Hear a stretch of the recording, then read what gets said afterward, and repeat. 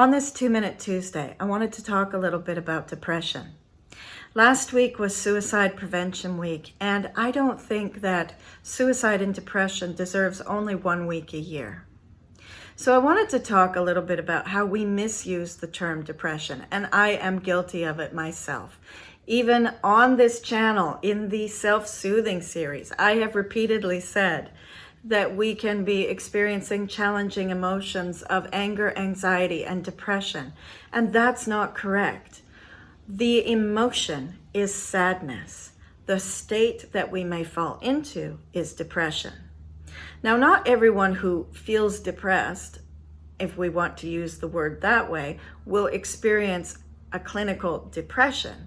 But if we have prolonged periods of sadness and a kind of lethargic feeling, we ought to be looking at the signs and symptoms of a depression, because left untreated, depression can lead to suicide and it can lead to all kinds of physical ailments.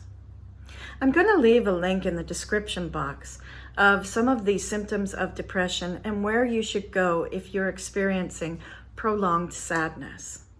Some of those symptoms, just to begin, would be that prolonged period of sadness, a loss of energy, a change in our diet or eating habits. We may gain weight or we may lose weight.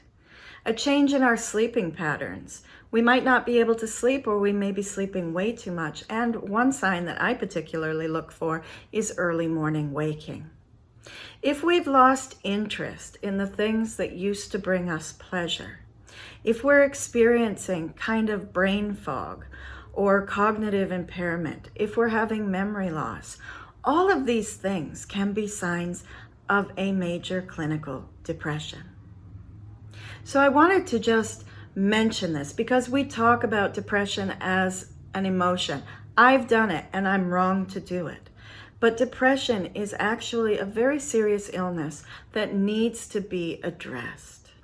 So if you are having any of these symptoms and you think you might be sinking deeper and deeper into that feeling of hopelessness, then please see your doctor and seek treatment as soon as you can.